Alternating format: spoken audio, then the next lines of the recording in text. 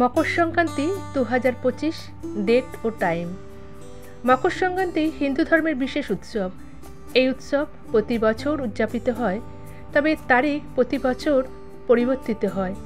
এই দিনে গঙ্গা স্নান ও দান করার বিশেষ তাৎপর্য রয়েছে।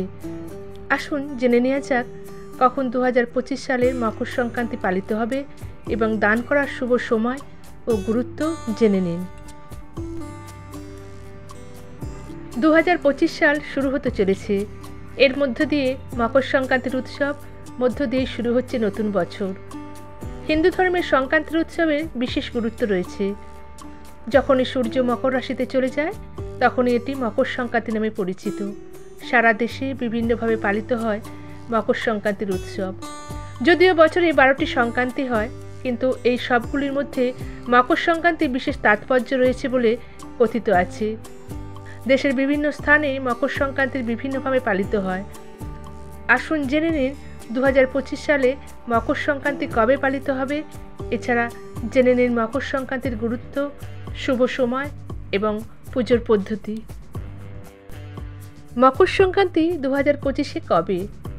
পঞ্চাঙ্গ অনুসারে সূর্য যখন ধনু রাশি ছেড়ে মকর রাশিতে প্রবেশ করবে 14 জানুয়ারি সকাল 8টা 55 মিনিটে। এই পরিস্থিতিতে মকর সংক্রান্তির উৎসব 14 জানুয়ারি 2025 মঙ্গলবার পালিত হবে। মকর সংক্রান্তি 2025-এ দানের জন্য শুভ সময় মঙ্গলবার 14 জানুয়ারি 2025। দাতব্যের জন্য সর্বোত্তম সময় হলো সকাল 7টা 15 মিনিট থেকে দুপুর 1টা 25 মিনিটের মধ্যে।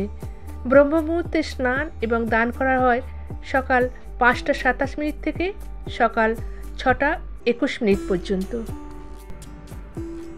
মকর সংক্রান্তির গুরুত্ব। মকর সংক্রান্তির গুরুত্ব অনেক বেশি।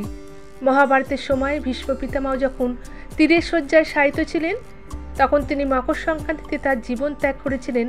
উত্তরায়ণের দিন দেহত্যাগের অপেক্ষা করেছিলেন তিনি মকর সংক্রান্তিতে নিজের জীবন উৎসর্গ করেছিলেন।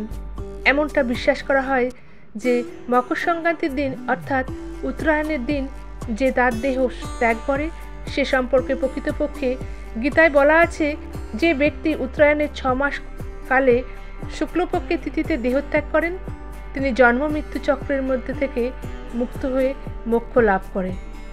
এছাড়াও এই দিন থেকে সূর্য তার পুত্র শনিদেবের রাশিতে অর্থাৎ মকর রাশিতে থাকে পুরো 1 মাস। আসলে সূর্য ও শনির মধ্যে বৈরিতার সম্পর্ক রয়েছে। এমতো অবস্থায় এই দিনটির গুরুত্ব বেড়ে যায়, কারণ এই দিনে পিতা পুত্রের মিলন ঘটে। মকর সংক্রান্তির দিনে পূর্বকথা অনুযায়ী মা গঙ্গা ভগীরথকে অনুসরণ করে কপিল মুনির আশ্রমে পৌঁছেন এবং তারপর সমুদ্রে মিশে যান। এই দিনে ঋষি ভগীরথ তার পূর্বপুরুষদের নামে তর্পণ করেছিলেন। ভিডিওটা কেমন লাগলো অবশ্যই একটি ছোট্ট কমেন্টস করে জানাবেন। আবার আসবো নতুন ভিডিও নিয়ে।